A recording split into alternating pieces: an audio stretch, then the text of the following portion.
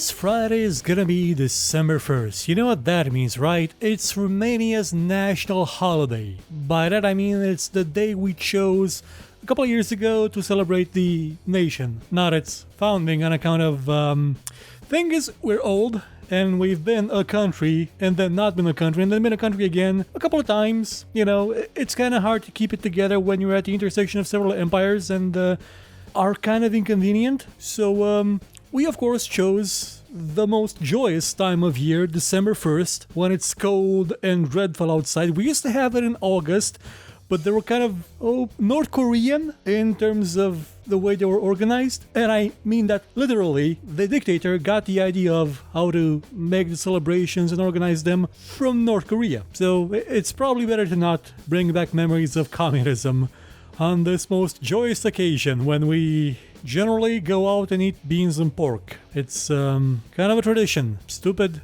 tradition. But hey, since it's Romania's national day, could have been in a time of year when it's warmer and nicer and not raining, but it tends to get boring in the winters, so we either go out protesting something or we throw a bash like this one. And because it's our celebration, I'm gonna share with you the top 7, not gonna say best, but the top 7 Romanian games. The one you're seeing on the background right now, that's Yaga. It's not out yet, so it's not gonna be on the list. Also, the music in it was amazing, but we may get a copyright strike because it's actually a song from a local band, but you know. So, these are the top 7 Romanian games. Games developed in Romania, or mostly in Romania, partially here, but by Romanians. Most of them, some of them. They were made around here somewhere at least. And that's not gonna be the only show I do. I'm gonna make this show every year because the indie game development scene is really taking off. Like, we have at least 3 good-looking games in development right now that are going to be out in about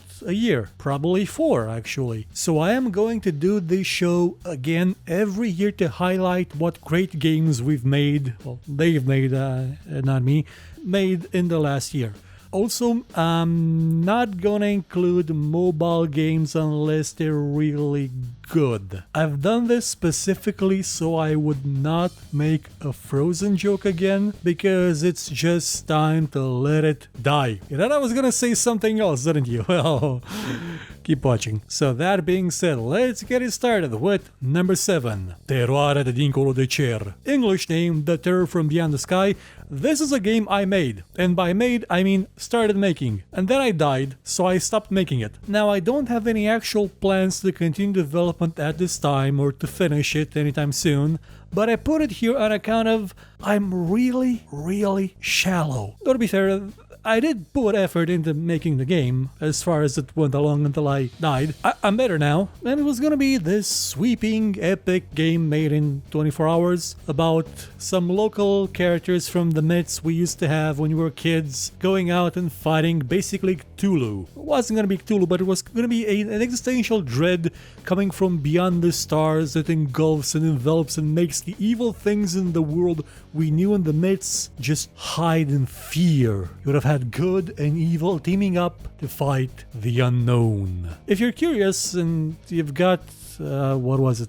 RPG Maker VX Ace, you can find it on Steam. I uploaded everything there. It's not done, like it's still in pre-alpha. There's 2 towns built. Well, there's about 3 towns built, but only one of them is actually near completion. There's another one with about a quarter of the content done. There's one recruitable character who has the ability to drink everything. He's an alcoholic, you know, he's from Vaslui or any place near Moldova or related to me. Not that I'm from Moldova, but I just have a lot of drunk relatives. It's Romania's pastime.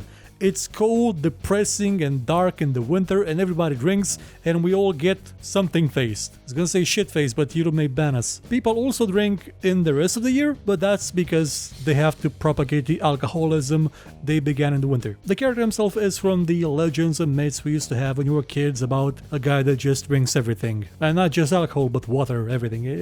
It's a fun little tale. And the game was gonna have some subversive bits with the myths and stuff, but You know, maybe after Tale of Doom is done, I may go back to it. I may not make it on VXAs. I'm gonna see if I can find a different kind of RPG maker that doesn't require me digging through a billion plugins to find the ones I need for the game to have text that at least has more than 3 lines. But enough about the game I was working on when I should have been resting and recovering from an illness that I didn't recover from, and well, that's a story for another time. It's free on Steam. You can get it in RPG Maker VXAs. It's also only in Romanian, so you won't understand most of it. Number 6. Hacker Evolution. This game was developed by a studio called Exocypher, and it puts you in the shoes of a hacker. And as a hacker, you have to hack things. Now, you may at first notice that this game may remind you kind of a bit of the older hacking game called Uplink. It's not precisely like that one. It's a bit more, I wouldn't say linear, but more sort of puzzle oriented and freeform hacking of stuff. I gotta say, I didn't actually play it. I think I played Uplink. I have not played Hacker Evolution, though I know someone that has developed an expansion for it, and the series is still going on. The first one was released in 2002. It's, okay, it may not be the greatest hacking game ever made, but it's still something. It's endured, and enough people seem to like it. Kinda wish I actually played more of it, or at all. Like, again, I'm a bit choppy on the details of the game. I blame it on the alcohol. Not that I drink. I actually physically can't drink and live on account of things. But you can find Hacker Evolution on Steam in its many versions, so you can go and try it. It even has a demo, I think. Number 5. Pimps vs. Vampires and Ebony Spire Heresy. Now, I'm not putting both these games here just because they're made by my friend from Bearded Giant Games, who we had in a recent interview. I'm also putting them here because Pimps vs. Vampires is a game where pimps fight vampires. Let me rephrase that for you. Vampires are being fought against by pimps, and not the actual kind of despicable human beings, but the sort of lifestyle image of a pimp. You know, the fun kind, the attitude kind, not the enslaved woman kind. It's sort of like pirates. Deep down, they were monsters. They were truly monstrous wretches and the absolute dredge of humankind, and their extermination is, without a doubt, an improvement upon humanity, but they had a certain flair to them, and it's the same with the pimps. At least from what I understand from watching American television, it's all their fault. And it's a fun game that still has a demo, if I'm not mistaken. And then you've got Ebony Spire Heresy, which is a more recent release, where you don't play as a pimp. Zappa, if you're watching this, consider a pimp class. Instead, you play as a berserker, as a nightshade, as a mage type guy, and there's gonna be a 4th class implemented soon, with your objective being that of crawling through a spire and murdering everybody. And I mean everybody. The first NPCs you find, you're gonna kill them. They're not really that hostile towards you. They just sort of stare at you like you just barge into their homes and are starting to rifle through their belongings. And if you kill them, they drop stuff, so it's fine. It's cool, it's right. You're not playing the evil guy. I think you may be playing the evil guy, actually. Though, kind of, in some way, that is the core idea of most RPGs ever made. You're playing the absolute asshole that just wrecks everybody's stuff and steals everything that isn't nailed down. Which, okay, that may have negative connotations in the context of Romanians. Hashtag not all Romanians steal. But it's still a fun game. Go get it. They both have demos. One of them's on Steam. Try it. Number 4. Hawks. Full name Tom Clancy's Hawks. I sort of struggled with including corporate games in this show. The problem with corporate games is that they don't really have much of the identity of the ones that made it. They're dictated by corporate, in this case by Ubisoft. But on the other hand, Ubisoft Romania has been making games for a long time. They've made the majority of the Silent Hunter series, and I would have put Silent Hunter in this top 7. Were older games not absolute bug fests that required many patches and fan patches and community updates to work properly? Then they also made the Blazing Angel series, but they're honestly a very pale shadow compared to Crimson Skies.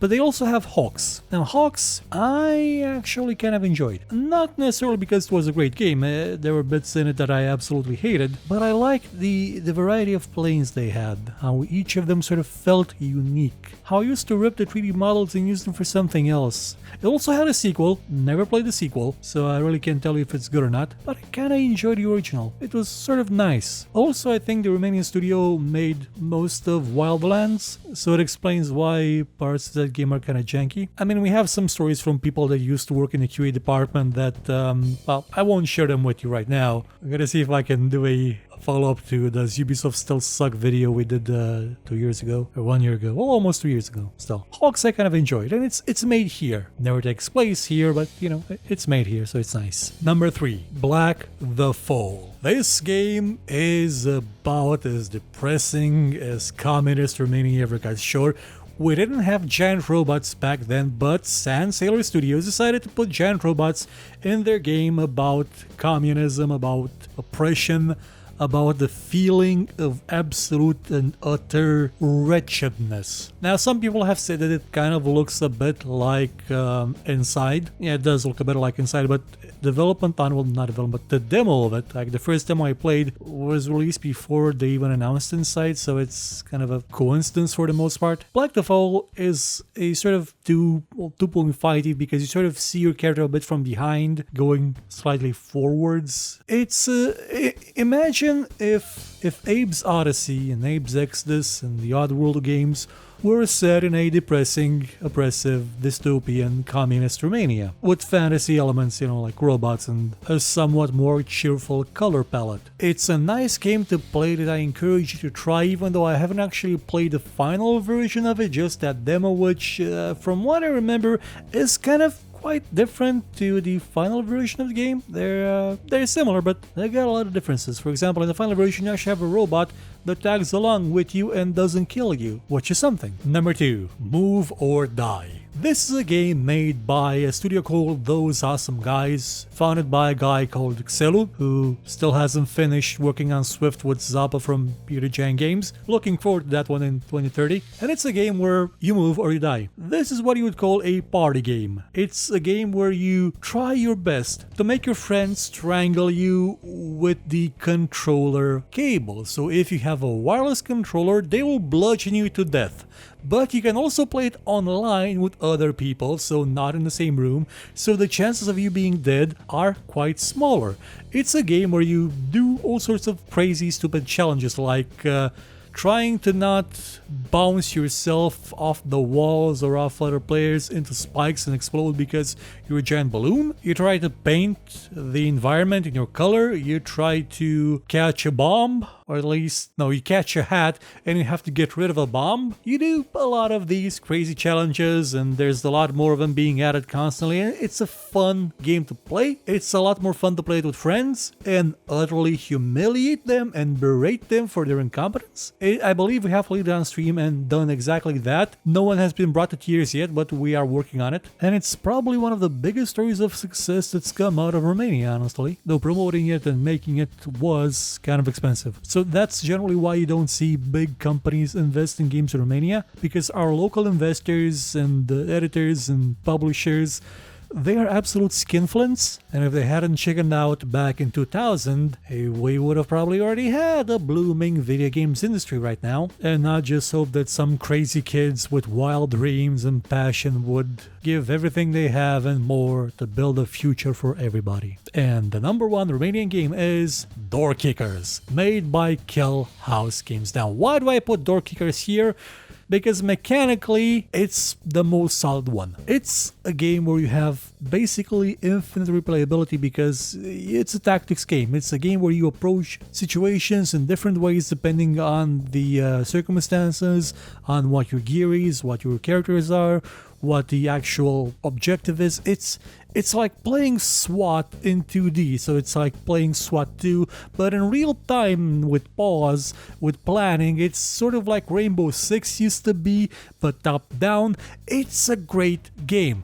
The 2D Action Squad one still has kind of some issues, honestly, but the original Door Kickers is top notch. It's one of the best games made around here, and it's absolutely kick-ass. And it's gonna get a sequel, which I do believe will have a multiplayer mode and will be 3D, I think. I may be confusing it with something else they announced, but I think it's 3D and with multiplayer. And I don't know, maybe out in time for next year's edition of the show. Now, of course, there are plenty other games made in Romania over the years. Some of them are just small indie titles, just made for fun, and I mean, made as jokes. Some of them are actual attempts at making a sort of more... There was something called Blinding Dark, which was kind of like an amnesia game, sort of mixed in with a bit of Clive Barker's Undying. We've got games that sort of look like they're Diablo, Torchlight, or something like that.